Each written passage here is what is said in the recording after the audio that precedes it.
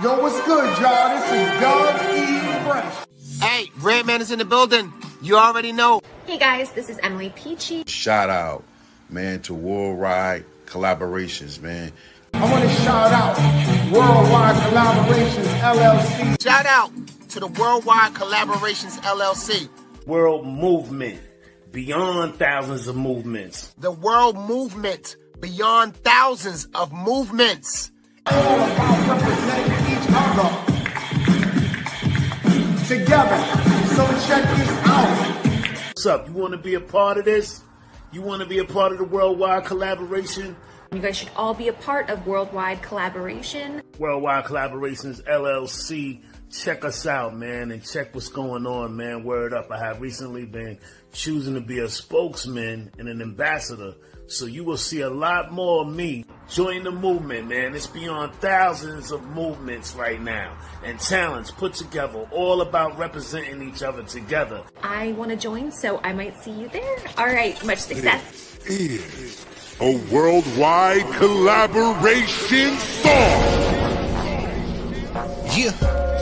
Look, brainstorming, creating, thinking of new ideas, inventing inventions, representing everything, having members collaborate.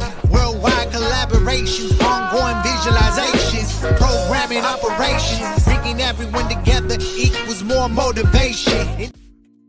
All right. We're back with another splendid episode of the Chatterbox with King Jacob. I'm your host, King Jacob. Hope everybody had a terrific day today, and I hope that your blessings are going as planned, and, just keep the faith, keep your energy high and protect your peace. And so we have another exclusive episode for you with none other than King Venom. And today's topic is financial literacy in the Black community. Something that doesn't get talked about enough. How are you, King? All is well, King. Thank you once again for having me on the platform. It's always a blessing to come through with y'all. And I just, once again, just appreciate what y'all do for the community and how y'all shed light on different aspects. Thank you. Okay. So, as far as we're tapping in about financial literacy, man, why do you think in the Black community is not talked about as it should? Honestly, I personally feel that it's not talked about, one, due to tradition, also due to pride. Reason being, I say pride, a lot of times we like to feel like we already have things all put together ourselves. A lot of people don't look in the mirror and be like, okay, I'm not where I should be. If we took accountability of certain things, we could be further. I personally feel like a lot of people don't want to accept the fact that we don't know. My granddad always said, if there's an aspect of life you feel like you are not fulfilled in, seek a mentor, seek that information. So I feel like that is something that we need to break past. One, getting that pride aside. Two, breaking from tradition that's not serving us the best. And then two, three from there, just accept the fact that there's more work to do. You know what I'm saying? Middle class is not the final place to be. We need to lay this foundation to where we have generational wealth and stop having lives that we're just building just for the moment or just for a season or just for the weekend. Start building generations. All right. I heard that. You're kind of breaking up just a little bit. I do apologize. We do have a storm out here in Huntsville, but please bear with me. Don't work through. Not a problem. Not a problem. I just wanted to let you know. So, when it comes to financial literacy, man, what are the 5 barriers that one should break down in the Black community to make people understand? To make people understand that that we can be more financial stable if we just learn how to do this, that, other than the third. What are the necessary steps when it comes to you really engaging with the youth, even when you're engaging with someone that's older than you, when you're explaining to them about financial literacy? Honestly, with me, it's been more about finding where somebody's at. Again, I've been studying for my grandfather for a long time, but there's still a whole lot that I'm still learning on a day-to-day basis. It's always evolving. So once you find out where somebody's at, what their need is, or what, as my granddad would say, what their pain is, then you can sit there and start to build. If you can adjust somebody's mindset from being a consumer to a producer, that's a huge thing right there.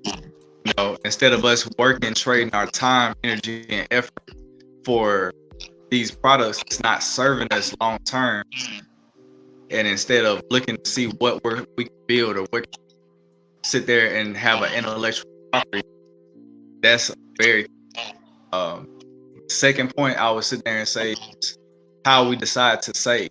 I was always taught the rule of third: live off a third, save a third, invest a third. A lot of us, we sit there and live paycheck to paycheck because we're only planning for what goods, services that we're going to have until that paycheck is gone. But we end up being a plastic prison or a prison of our comforts. So if we can sit there and learn to budget within our means, have a certain amount to the side for our savings and a certain amount to the side for our investments, that will help jettison us. Yes, it's a sacrifice at the beginning, but having delayed gratification is what's going to take much further.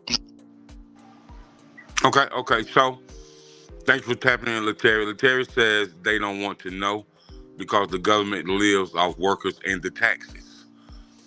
So, the government, yeah, that's one thing, but not wanting to know is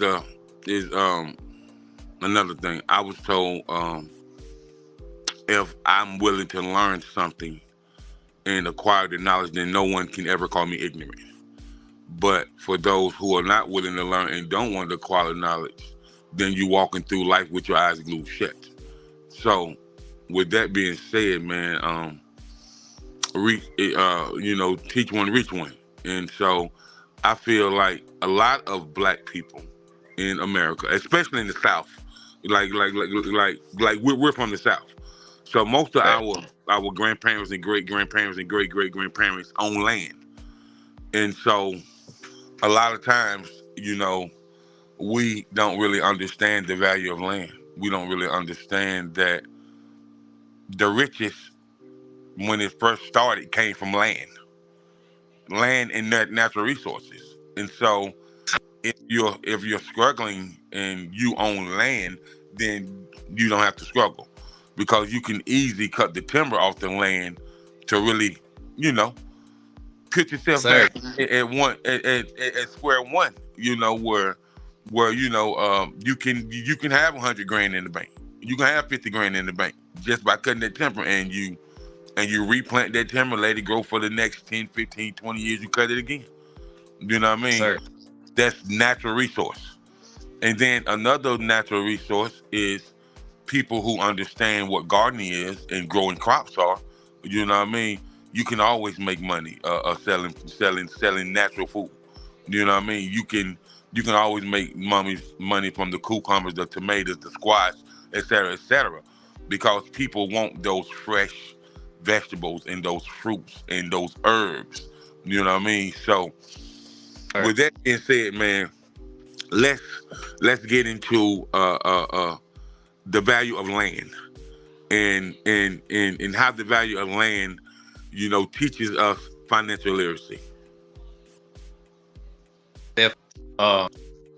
Just to piggyback off what you just previously stated, a lot of people, they just sit there and think, oh, let me grab some, right?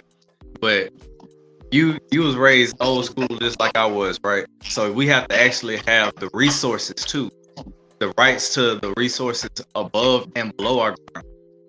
Now, if you have that at that point in time, any type of oil, any type of natural reoccurring resources, whether gas, what have you, talk about you now have that rights. Family now has their rights. Like you're saying with timber, you're willing to sit there and put that extra legwork in. You can sit there and have that renewable resource. But as we know within our community, we have a huge problem as far as health, right? Because we sat there and got away from being, you know what I'm saying, being with nature, right? We don't sit there and get our H3O2s, basically our water from. We don't sit there and get our natural herbs to sit there and take care of specific ailments, because all these different medicines that we take are actually plant-based. They just have so much filler. Bam. If we sit there and take care of the land takes care of us. Doesn't matter what method that you decide to do. If you come at it with a plan, sit there, practice that plan with your family, that land is always going to take care of you. We have family that's out Paulden, Mississippi, that's been living there as long as I can remember. Ballsburg, Mississippi, living there as long as I can remember. Even parts of Queensburg, my family been there forever. I got family and friends that down Mobile. I got family and friends down in Florida. Family, take care of that land. I promise you, it takes care of your community. And then not selling off your land. You know what I'm saying? Understanding that value, teaching that value to your kids, where now at this time, people, they can't come in and gentrificate your land. And you can sit there and either build homes, you can sit there and plant crops, you can sit there and now, whether we decide to have a Black Wall Street in that area, have schools, doctors, you know what I'm saying, different types of trades and services. Now you're sitting there protecting and bolstering your community because you now invested into that family. It's extremely important. Right. And so Latera said, what are the ways to gather people to learn? Like what is your method of getting people to come to listen to what you have to say so you can be able to reach them, so you can teach them? Honestly, my method has been with my grandfather. He would always tell me, one, when somebody's ready to learn, a teacher will show up. And when somebody needs to be taught, a teacher will show up. And what he meant by that was, if you're constantly being an adept initiate, constantly studying, constantly learning, that's gonna basically just be like chalk in a crowded room. People will feel that come off. They will see your walk. And by them seeing your walk, whether they're ready for that one gym right now or they're ready for the full load, they're gonna constantly come to you. And by them coming up to you, asking a small question, yeah, you go ahead and give them that gym, but at the same time, send them with homework. Hey, next time I see you, let me see this. And if they come back and that homework is completed, now they're ready. And then you constantly build your tribe. Like you said, each one teach one, each one reach one. We have to sit there and be in. Whether I'm going down from Madison to the south side of Huntsville, it doesn't matter. Talking about if I hear somebody saying that they're hurt about something, and I have the information, I'm gonna approach them, and I'm not gonna be braggadocious or any type of way, but I'm gonna sit there and be like, hey, I heard what you were saying. Do you mind if I sit there and talk to you about this? If they're open to the conversation, I'll sit there, I'll stop what I'm doing, because I feel like the more that I sit there and pass information along, the stronger our diaspora becomes. And it's not about one person, it's about the entire tribe. Because if we all know thyself, we all understand that we're kings and queens, gods and goddesses, and we're moving as such, we're taking care of our community, we're taking care of our land, we're taking care of our health, our temple, our body, then there's nothing that can stop our. There's gonna be no vision for it. Right. So we'll take a quick commercial break and we'll be right back momentarily. Are we back? All right, so Latera's still chiming in with us.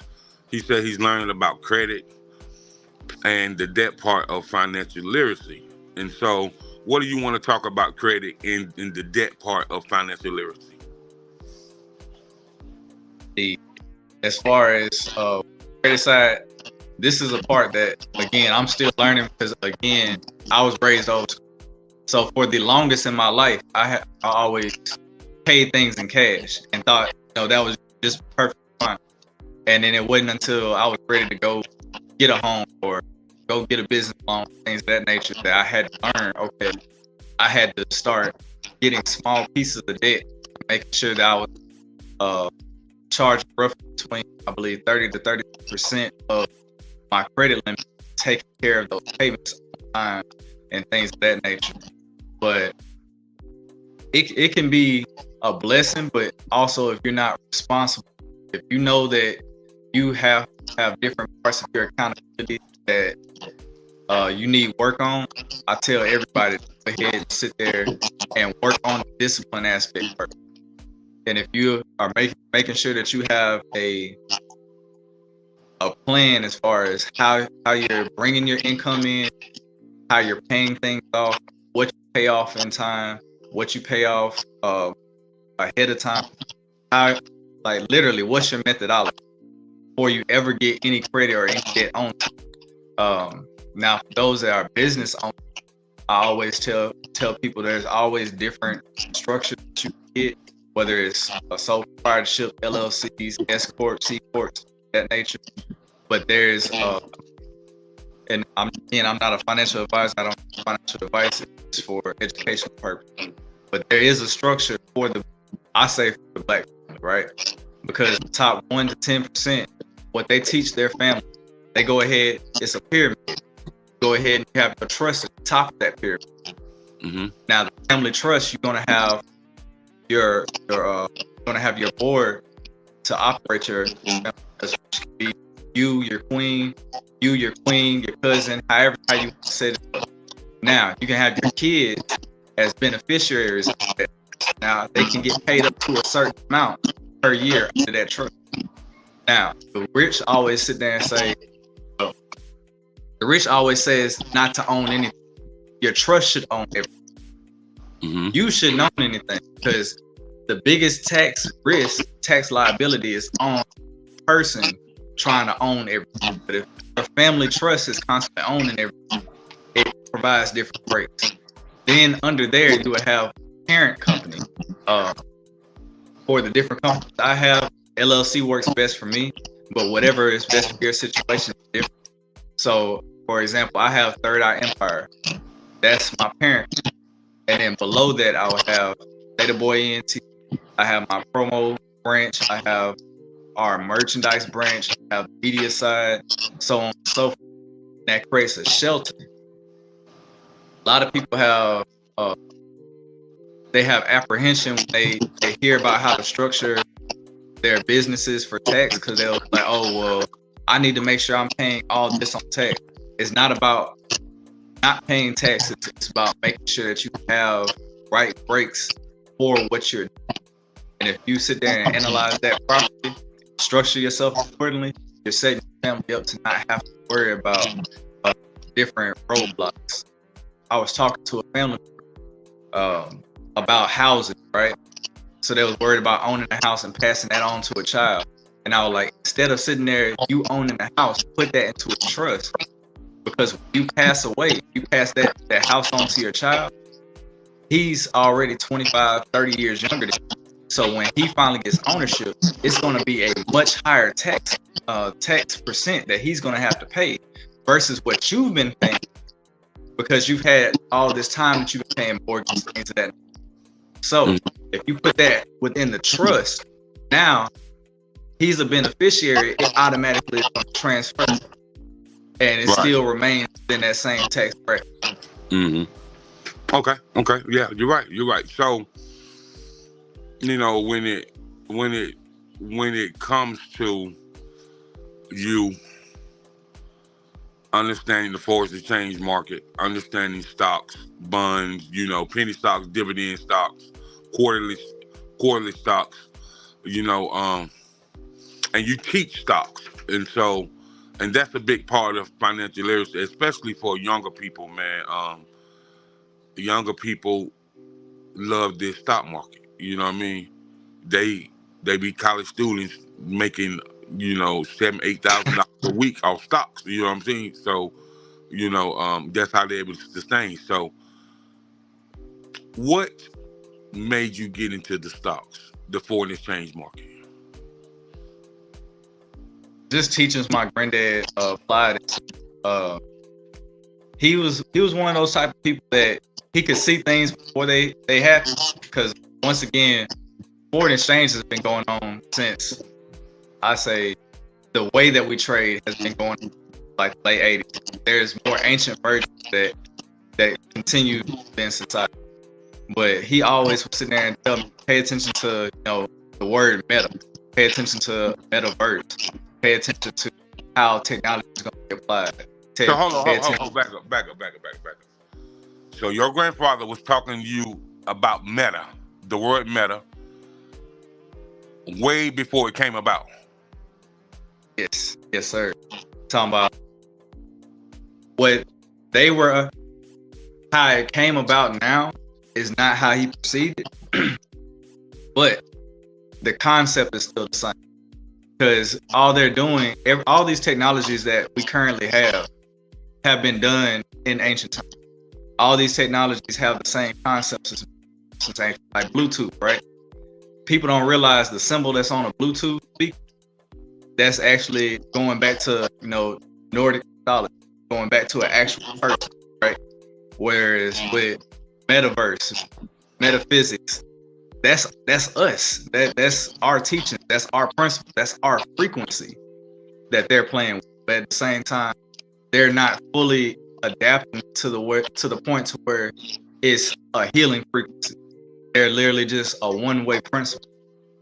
But even with creating these virtual worlds, like I was a part of a trading platform previously where we were growing funds in that nature, and they would sit there and build cryptocurrency and build a world within this blockchain, right? And it was definitely a blessing. But as it continued to grow and things of that nature, it taught me how the blockchain is entirely different. I would like to say universe in its own if you start to understand how it breaks. Like Web 3.0, man, like, even if you don't know anything about it, go ahead and get your kids to read along with your kids, start to understand what the levels and foundations are. Because again, currently we're operating 2.0, but they're building the infrastructure and starting to apply 3.0. So if you're teaching your children now how the applications work, they can go ahead and get a head start. But I'm sorry, I went to tangent, but to bring it back to the actual foreign exchange, my granddad always told me pay attention to how currency was. Us as people, whether it was us bartering, whether it was us trading currency, whether it was us trading goods and services, we've always doing it. So if you understand how the ebbs and flows of different countries' currencies operate, you'll start to understand where you need to put your money. Watch how it Okay, great. We're going to take another quick commercial break, and we'll be back momentarily with none other than King Venom. All right, we're back. So, King Venom, man, that financial literacy is something that's so important, man. And as far as, what do you want to say about financial literacy when it comes to investing in waterfronts and investing in property and investing in the duplex, investing in timeshares? Like, what would you like to say about those type of investments when it comes to financial literacy? When it comes to property, I've only been studying this for about maybe the last 4.5 years. So I'll speak on the parts that I know. Initially, I was under the mindset that it was best to go ahead and get a single family dwelling, right? But as I started coming across different mentors, I started to understand that the banks will allow you a higher loan at a better rate for multi-family dwellings, right? So say you got a multi-family dwelling that has anywhere between 4 to 6 different family units, right? You only have to stay within that one family unit for the total of 1 year. And you have all 5 or 4 or 5 of those different units. Now those are sitting there taking care of your rent as well as appreciating the value, right? All you have to do is maintain the property. Now, after that year, you can move and now put another family in that place and now continue to expedite and grow as you're constantly at that property. And then you can start to, how my granddad would say, daisy chain effect. As far as waterfront properties, I have a more militaristic mindset. So I personally feel like our diaspora needs to always have access to water, right? And the reason being, whether it's to protect ourselves, whether it's to be able to travel, whether it's to be able to have that actual resource, and two, having, if we already understand the value of different properties as it's along the waterfront, like October 19th, we're going to be doing a festival up in Atlantic City, New Jersey. If you look across that whole boardwalk, there's nothing but like Airbnb, hotels, casinos, but you see how the price is going up for all these different things, right? Why do we not own more of that? Right. Why is it that we sit there and look and we see other races or other demographics sitting there being able to take the property when we have the resources? Just we're not told, or we don't sit there and go look at this. Well, you're right, man. So,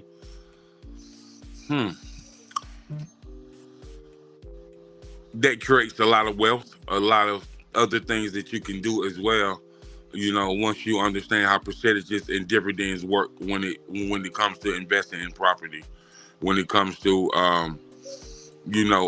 investing in land. You know, like if a person has land, and even for the wildlife and the hunters, they want to lease your land to hunt on. So that's another way of making finances. So that creates a lot of different financial literacy, because even with the youth,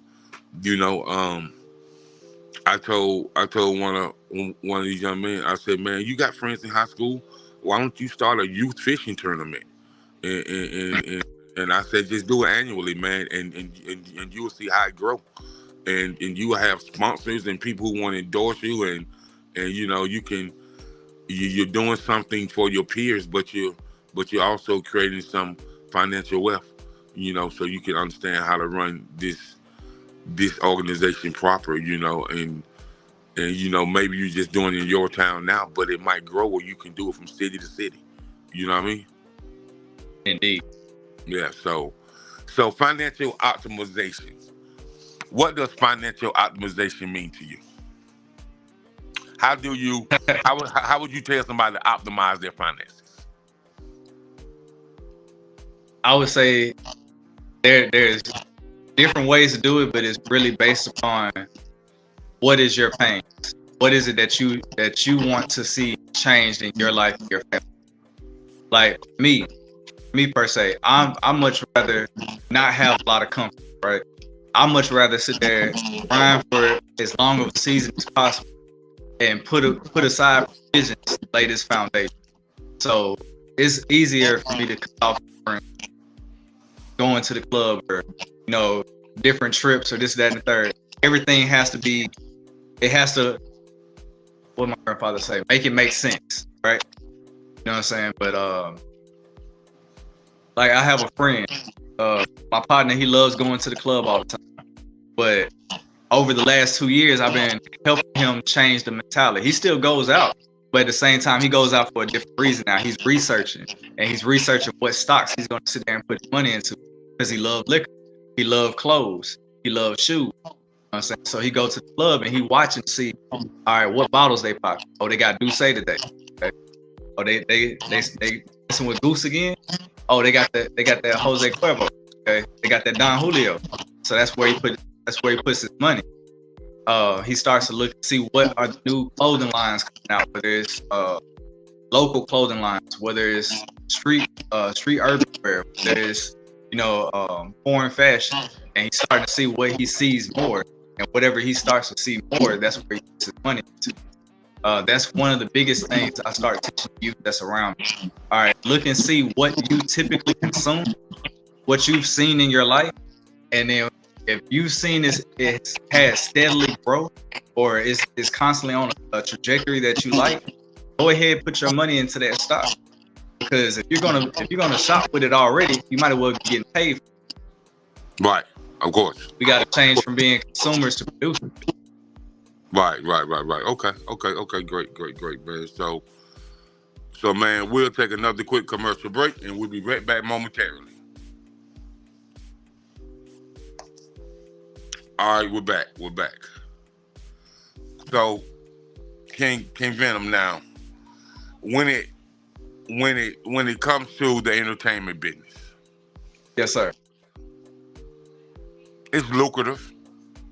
You can make a lot of finances in it, but as far as financial literacy and learning about the business and learning how you can invest in the business, what would you tell an artist that's growing and learning the business but want to invest in the business?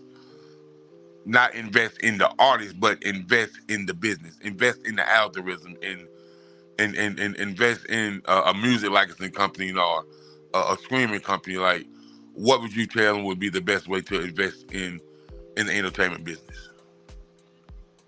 First and foremost, I would tell them go ahead. Whether it's I was old school with my research because I didn't have a lot of resources, but I started off in libraries. I found every book that I could on the music industry, understanding what the actual structure was, who the major players was, what the distribution channel was, who all plays into every aspect, right? So now that you got that supercomputer in your phone, bam, all you have to do is sit there and look up, all right, what touring companies are around, what distribution houses are around, what needs is necessary for each one of, I say, the 5 pillars of hip hop to operate. You understand where each person is or where each arm is. Now you can start seeing what companies are around, like sync licensing, right? There are a bunch of different sync licensing stuff. All right, which one works best for artists? Which one works best towards your personal philosophy? I always internalize and make investments personal. If it doesn't match my philosophy or if it doesn't match what I feel like should be being done in the community or done for people around them, then I don't go that route. Just for the simple fact, if it doesn't match your philosophy, at some point in time, there's going to be some type of button heads. You know what I'm saying? It's not going to move how you want it. But if it matches your philosophy, you're more passionate with it, more patient with it, because investments need to be a long-term thing. Of course, we have certain short-term, like foreign exchange. We use that as a short-term. That builds the bag to long-term investments like stocks, REITs, things of that nature. And then take our different investments, plug that back into our recording company, our touring company, our music company, our merch. But if you're going to be inside this industry, you need to figure out what is going to be your vehicle. Don't just hop into the music industry thinking, oh, I'm just going to get rich off a record deal or I'm going to get rich off my albums. That's just one aspect. What are you doing to sustain that? Because, yeah, you can go to a place like Texas. You can tour Texas all day long. You can tour Florida. You can tour California. Tour the Midwest. Me personally, I had to find my tribe on the road. I find more love as I move around, as I go international. But at the same time, I have to learn how am I going to fund this sustainably. And I found that foreign exchange. I can sit there and to give a little bit of the sauce, I trade London session. So London session is between 2 in the morning to 8 in the morning, right? I set my trades at 2 in the morning, set my stop loss, set my take profit. I've already done my analysis. I check forexfactory.com, see what I can see through my focus. Go to sleep. When I wake up, I can move my stop loss into profit. Once it's in the profit, hey, when it's in blue, it's on you. Go about your day. Later on, I'll check back to see how it is. If it hit my stop loss, cool. I already secured my bag. If it's still growing, keep moving that stop loss up. And now I trade that Monday through Friday. By Friday, I'll sit there and look how much profit I had. I'll sit there and do my calculation. I always try to leave at least anywhere between 20 to 30% off in my trading bag. And then I put the rest to the side. You got to secure that bag. Don't just keep it in the trading account. Go ahead and put it into a savings. Go ahead and put it somewhere where the money is consistently working for you. But if you're sitting there playing Russian roulette with your money all day, you're not gonna get what you're trying to go. Okay. And so, as far as you writing any type of curriculum and selling it online, because you're definitely a wealth of knowledge. You know, me and you build all the time, King Venom, and so we talk about different things, and you're definitely a wealth of knowledge. So, if you had to choose a curriculum to write and turn it into an ebook and sell it for $9.99, you know, I'm just saying, because I was looking at this guy on YouTube, right? And and he wrote a curriculum and he sold it for $5.99, and he got with him a SEO, a digital marketer, and he sold 1.2 million copies of the ebook for $5.99. And I said, man, listen, I see courses for $150. I see courses for $49, $79, $99. Well, I said, what made him sell this for $5.99? And then he said, it's just coming math, man. We just came out of COVID. A lot of people lost their jobs, lost their lives, had the savings was depleted. So I just said that I make the website. They can buy directly from the website, or they can buy directly from Amazon. And got me an SEO, and he definitely did the search engine optimization for me. I was at top of Google search and just really marketed. I did a lot of Facebook advertising, TikTok advertising, Instagram, LinkedIn, Snapchat, and he was like, not posting, but really, really advertising. And he said, man, within a year and a half period, man, he sold 1.2 million curriculums. And I said, I said he don't have to explain to us how much he made, cause the rest is history. You know what I'm saying? So the thing he was saying, everybody is a wealth of knowledge. Whether you're in the home healthcare business, whether you're an agriculturalist, whether you're in public relations, whether you're in music, whether you in trucking, whether you're in the transportation logistics, whether you're in home improvement, it's knowledge to be shared. He said, I feel like everybody is some type of teacher, but they just don't tap into that. You know what I mean? So he made a lot of sense, man. And then when it comes to finances, like, I know that a lot of us have intellectual property, even from them to the indie artist to the Fortune 500 company. So with having intellectual property, for you, King Venom, what does that intellectual property mean to you? For me, it's about having my swag. It's about having my freedom. It's about having something that can't be touched by some outside force in perpetuity. Mm-hmm. My grandfather always told me that a good man leaves an inheritance 1 generation deep, but a great man leaves an inheritance 7 generations. So a good man leaves an inheritance 1 generation deep, but a great man leaves it for 7 generations. Yes, sir. Hey, boy, that's a hell of a quote, man. There's some big shoes my granddad left behind, man, and I'm doing my best to fill them. Yeah, but I understand, man. I know it's hard, because when you can, like as far as your grandfather, when you can come through those late 60s, early 70s depression days and still stand tall and still stand on business and still be on top and still teach so many people when it comes to your kids, your grandkids, somebody else's kids and somebody else's grandkids, and just when it comes to being a pillar of the community and being a teacher of the whole neighborhood, to me, that's big, man. Man, and had no fear. You know what I'm saying? Grandfather was a Black Panther, my late uncle as well. Talking about whether they was in church, whether they was over at the mosque, whether they was at the barbershop, wherever you seen them at, they adjusted and was teaching. So it's a blessing to have that. Anytime I'm going through my day, I can hear their voice whenever I'm going through certain things. And I remember whenever I was trying to do things on my own accord, things might not line up how I wanted to. When I sat there and stuck to the foundation, everything, the universe got out the way, lined up for me. I was back in alignment, right? But he always told me, part of our tribe, we write a book. And he understood early on, part of me writing my book was me doing my music. He was like, instead of doing what everybody else is doing, just making up songs, he was like, make your music autobiographical.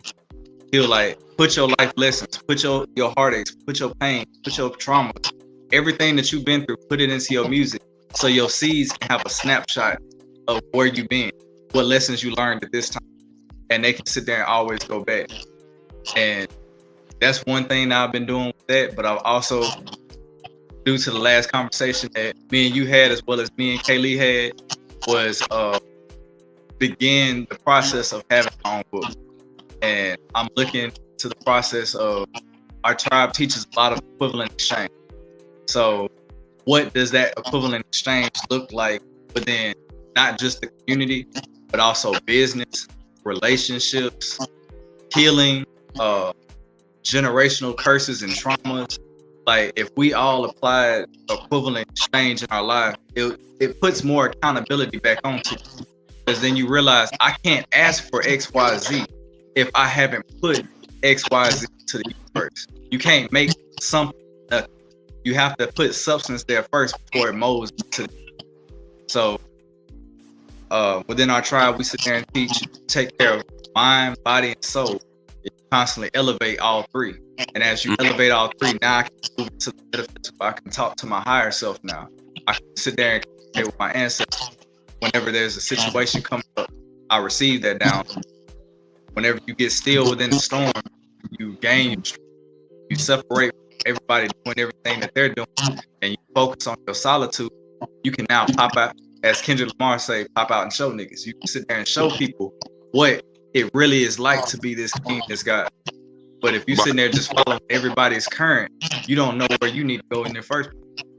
That's right. Man, it's deep. We're going to take a quick commercial break, and we'll be right back with King Venom. All right, we're back. So, King Venom, our time is about up, man. I really appreciate you for this segment of financial literacy. We definitely chopped it up about a lot, and I know that we'll be chopping it up again, because the thing about financial literacy, it evolves. It's always something new to learn. You know what I'm saying? So it evolves. So for people that want to get in contact with you, that maybe want to book you for an interview or book you for a performance, or just even maybe want you to come and talk to the youth, how can they reach you?